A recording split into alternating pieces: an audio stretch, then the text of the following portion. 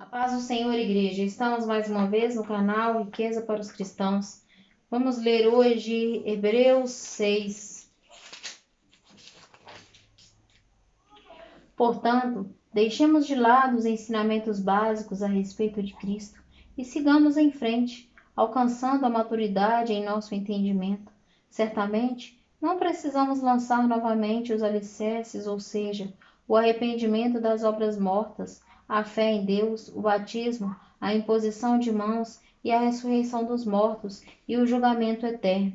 Se Deus permitir, avançaremos para um maior entendimento, pois é impossível trazer de volta ao arrependimento aqueles que já foram iluminados, que já experimentaram as dádivas celestiais e se tornaram participantes do Espírito Santo, que provaram a bondade da palavra de Deus e os poderes do mundo por vir, e que depois se desviaram. Sim, é impossível trazê-los de volta ao arrependimento, pois ao rejeitar o Filho de Deus, eles voltaram a pregá-lo na cruz, expondo-o à vergonha pública. Quando a terra absorve a chuva que cai e produz uma boa colheita para o lavrador, recebe a bênção de Deus, mas se a terra produz espinhos e ervas daninhas, para nada serve, sendo logo amaldiçoada e por fim queimada. Amados, embora estejamos falando desta forma, na realidade, não cremos que se aplique a vocês. Temos certeza de que estão destinados às coisas melhores que pertencem à salvação, pois Deus não é injusto, não se esquecerá de como trabalharam arduamente para Ele e lhe demonstraram seu amor ao cuidar do povo santo, como ainda fazem. Nosso desejo é que vocês continuem a mostrar esta mesma dedicação até o fim, para que tenham plena certeza de sua esperança. Assim, não se tornarão displicentes, mas seguirão o exemplo daquele que, por causa de sua fé e perseverança, herdarão as promessas.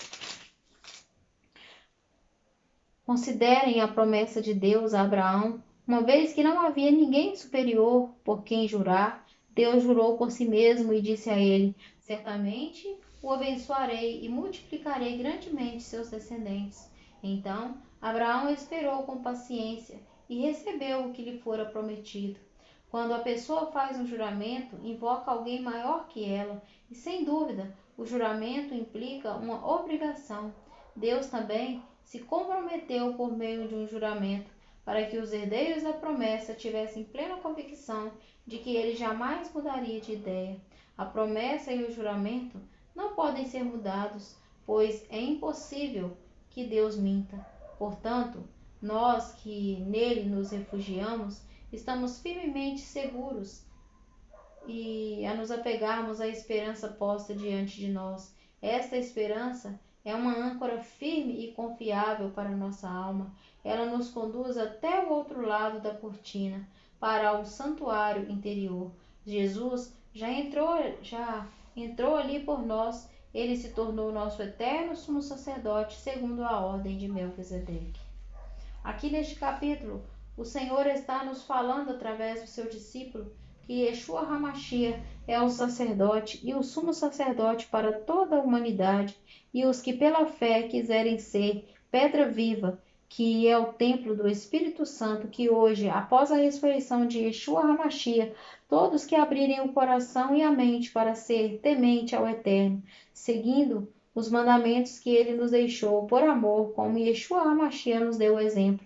Estes são a igreja do Senhor, pois o templo de pedra, a partir da ressurreição de Yeshua, se tornou apenas um lugar para que as pedras vivas, que é a igreja, possam se reunir, adorar ao Eterno, louvar o teu nome e planejar toda a estratégia para pregar para as ovelhas perdidas da casa de Israel, e ao mesmo tempo essas pedras vivas ser unidas como família do Eterno, para que nada falte no material e no espiritual para essas pedras vivas, e que também nada sobre, pois devemos seguir o exemplo de Yeshua HaMashiach e dos primeiros que o seguiram e tinham a visão de todos por um, como uma grande família que ama e se preocupa de todas as formas e alimenta um ao outro, não deixando faltar nada e vivendo em comunhão com toda sinceridade, sem nenhuma hipocrisia ou mentiras. Irmãos, vamos lutar para que possamos começar a mudar toda a nossa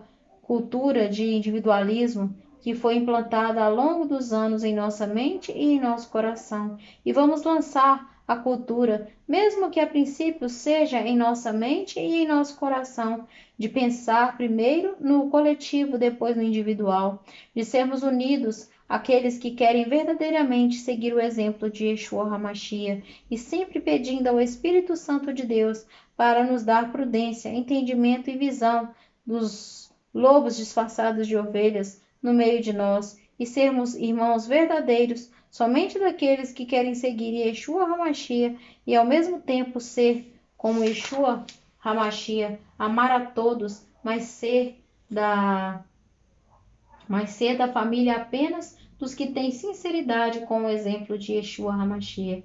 Este é o recado do Espírito Santo de Deus para todos nós. Amém e amém.